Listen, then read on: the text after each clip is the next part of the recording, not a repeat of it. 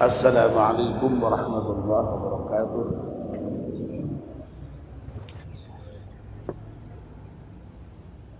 Bismillahirrahmanirrahim. Alhamdulillahi rabbil alamin.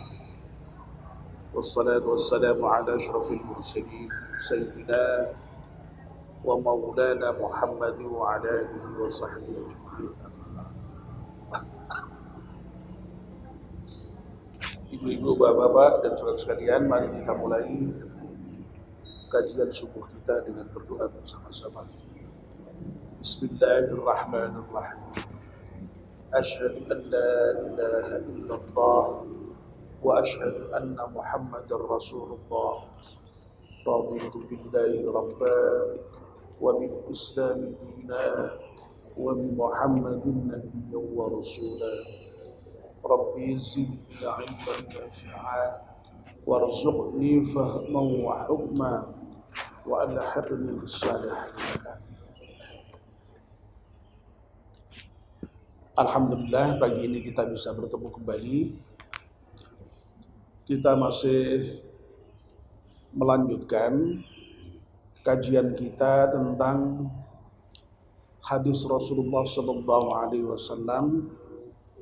yang menginformasikan kepada kita bahwa ada 7 golongan yang nanti di hari kiamat akan mendapatkan naungan Allah, di mana pada saat itu tidak ada lagi naungan kecuali naungan Allah. Dari 7 golongan itu yang sudah kita bahas, kalau tidak salah ada 2 atau 3. Imamun adilun, imam yang adil, wasyabun nasya'a fi ibadatillah, pemuda yang tumbuh di dalam kerangka beribadah kepada Allah Subhanahu wa taala, dan yang ketiga warajulun qalbuhu mu'allaqun bil masajid, orang yang hatinya senantiasa bergantung dengan masjid. Pagi ini kita akan melanjutkan golongan yang keempat, yaitu 2 orang yang saling mencintai karena Allah. Mereka bertemu karena Allah dan berpisah juga karena Allah. Wa rajulani tahabba fillahi ijtama'a alaihi wa tafarraqa alaihi.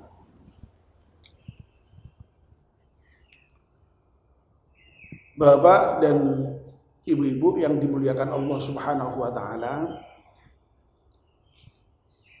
mencintai seseorang itu diperintahkan Allah Subhanahu wa taala. Saling mencinta juga diperintahkan Allah Subhanahu wa taala. Tetapi mencintai di situ itu bukan karena apa-apa, tetapi cintanya karena Allah Subhanahu wa taala. Dan orang yang saling mencintai karena Allah ini, sekali lagi di dalam hadis yang diinformasikan Nabi kita Muhammad SAW, besok di akhirat itu akan mendapatkan naungan,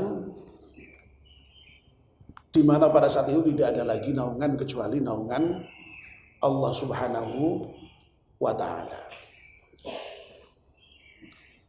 Banyak informasi lain di dalam hadis terkait dengan persoalan mencintai orang karena Allah ini, al-hubbu fillah ini.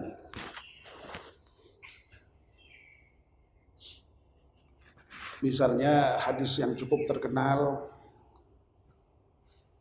ada 3 hal yang ketika tiga hal itu ada pada diri seseorang, maka orang itu akan bisa merasakan nikmatnya iman. Salah satu di antara tiga hal itu adalah juga mencintai seseorang karena Allah. Ayyuhibbal mar'a la yuhibbuhu illa lillah. Seseorang yang mencintai orang lain yang mereka itu atau dia itu cinta orang tersebut karena Allah Subhanahu wa ta'ala. Dan dalam hadis yang lain, besok di akhirat itu orang-orang yang saling mencintai karena Allah itu bahkan akan mendapatkan panggilan secara khusus dari Allah Subhanahu wa ta'ala. Dicari itu oleh Allah itu. Ainal mutahabbuna fi jalali. Mana itu orang-orang yang saling mencintai karena keagungan. Jadi dicari itu oleh Allah, dipanggil oleh Allah. Ini menunjukkan sekali lagi betapa mulianya, betapa baiknya orang-orang yang saling mencintai karena Allah. Dan terkait dengan mencintai seseorang ini karena Allah ini oleh Nabi dianjurkan untuk disampaikan secara eksplisit. Nah, ini yang barangkali tidak membudaya di kalangan kita, ya. Tidak mentradisi di kalangan kita. Padahal dianjurkan oleh Nabi. Kalau kamu mencintai seseorang, ya, ungkapkan itu secara eksplisit. Dan orang yang dicintai itu kemudian membalas juga dengan ucapan yang berupa doa terhadap orang yang mencintai. Jadi misalnya saya dengan Pak Heri begitu, itu saya ungkapkan perasaan saya, Pak, saya itu mencintai Pak Heri, ya, karena Allah. Lalu Pak Heri itu dianjurkan itu untuk mendoakan, ya, semoga Allah mencintai engkau sebagaimana engkau mencintai aku. Begitu itu diungkapkan itu dalam hadis itu. Ya. Nah, lalu cinta karena Allah itu yang bagaimana, ya kan begitu kan? Cinta karena Allah itu yang bagaimana? Ya, jadi kita sudah membicarakan mengenai bahwa cinta seseorang atau saling mencintai karena Allah itu sangat mulia dan dianjurkan dalam banyak hadis, ya, dan akan mendapatkan balasan yang mulia juga. Lalu pertanyaannya adalah mencintai karena Allah itu yang bagaimana? Nah, Bapak dan Ibu-ibu yang dimuliakan Allah Subhanahu wa ta'ala, seseorang itu kan ketika berbuat, ya, selalu pasti karena ada dorongannya, ada motivasi. Itu yang disebut dengan niat. Nah, mencintai karena Allah itu berarti ya mencintai dengan niat semata-mata karena Allah Subhanahu wa ta'ala, bukan karena yang lain-lain. Orang itu kan bisa jadi ketika dia cinta kepada seseorang itu karena misalnya hartanya, kepingin mendapatkan kebaikan dari orang yang dicintai itu, ya. Bisa karena kedudukannya, ya. Dan bisa karena yang lain-lain. Nah, ini enggak, cintanya hanya karena Allah Subhanahu wa ta'ala, bukan karena yang lain-lain. Nah, kalau cinta itu karena Allah, berarti di dalam mencintainya itu ya betul-betul dalam rangka mengikuti petunjuk Allah Subhanahu wa taala, juga tidak karena yang lain-lain. Nah, misalnya ya orang itu kalau sudah mencintai orang lain, itu anjurannya misalnya hendaknya dia itu yang mencintai orang lain itu sebagaimana dia mencintai dirinya sendiri. Nah, coba kalau itu kemudian dipraktekkan, masya Allah itu. Orang itu kan kalau sudah mencintai seseorang itu, nah, itu lalu karena cintanya itu ya sebagaimana cinta terhadap dirinya sendiri, pastilah orang itu kemudian lalu ya mau menolong orang yang dicintai itu ketika membutuhkan, sebagaimana dirinya juga senang kalau ditolong oleh orang lain.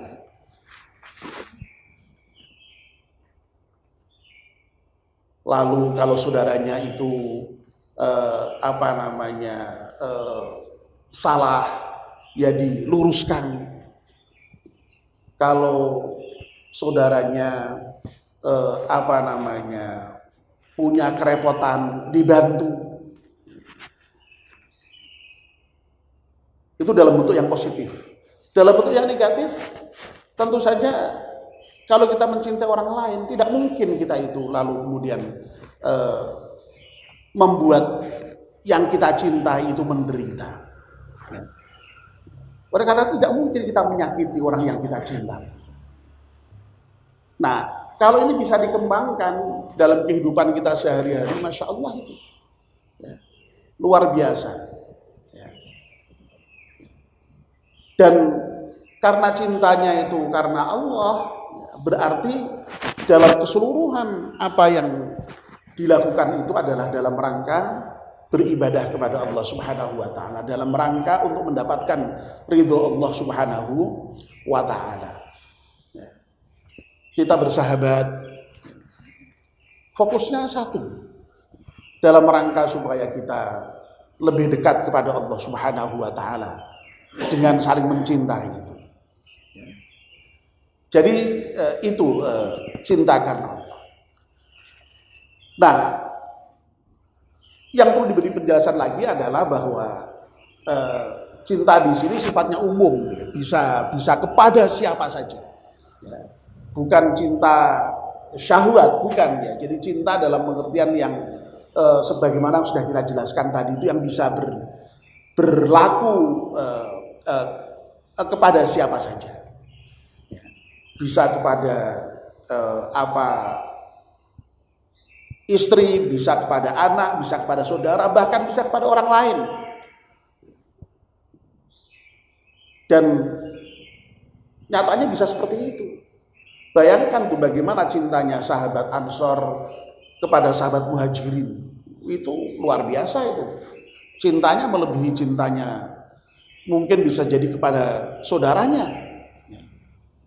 Nah, ini sekali lagi, ini cinta yang dibangun karena Allah Subhanahu wa taala, di mana dia kemudian bisa mencintai orang lain itu sebagaimana dia mencintai dirinya sendiri, yang itu muaranya sekali lagi semata-mata karena Allah Subhanahu wa taala. Nah, kalau toh misalnya di dalam mencintai itu, di dalam berhubungan itu kok lalu kemudian ada hal-hal yang kemudian menjadikan kita berpisah, ya. Perpisahan itu pun juga hendaknya betul-betul didasarkan karena Allah Subhanahu wa taala, tidak karena kemudian nafsu juga, tidak karena yang lain-lain juga. Nah, kita itu kan seringkali kemudian semula cinta, semula senang, tapi begitu ada masalah apa sedikit ya yang tidak ada hubungannya dengan hal-hal yang terkait dengan Allah tadi itu, lalu kemudian pisah begitu saja. Tidak seperti itu ya. Jadi kalau berpisah sekalipun itu ya karena alasan-alasan yang memang dimungkinkan karena Allah tadi. Nah, kalau bisa seperti itu, masya Allah ya, itu tadi itu ya, oleh Rasulullah Shallallahu Alaihi Wasallam diberi apa namanya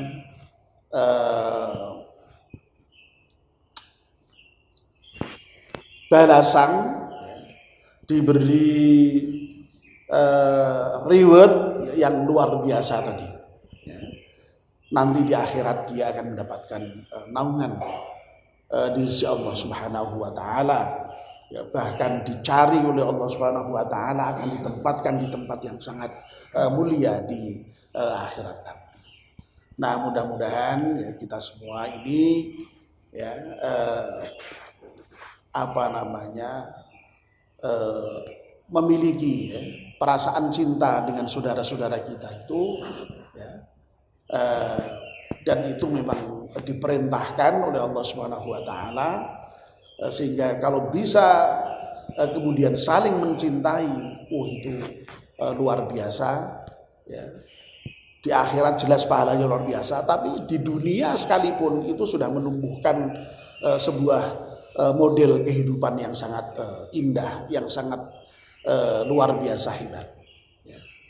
Mudah-mudahan kita termasuk di dalam apa namanya hadis yang disampaikan Rasulullah. Hanya memang sekali lagi ya, kita ini belum terbiasa itu menyampaikan secara eksplisit. Ya.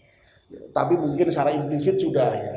Kita saling menyapa, saling membantu, saling mengingatkan, saling memberi. Itu adalah ungkapan-ungkapan dari rasa cinta. Ya. Jadi orang tidak mungkin ya, tidak cinta kalau kemudian bisa melakukan hal seperti itu. Nah, Nabi memerintahkan untuk mengeksplisitkan sebenarnya itu. Ya. Tapi tidak membudaya ya, di kalangan kita itu.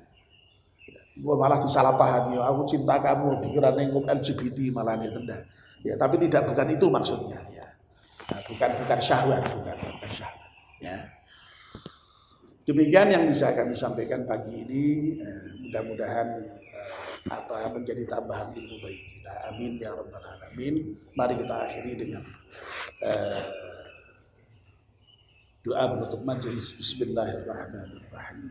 Wal 'asri innal insana lafi khusrin illa alladziina aamanu wa 'amilus shalihati wa tawassaw bil haqq wa tawassaw bis sabr.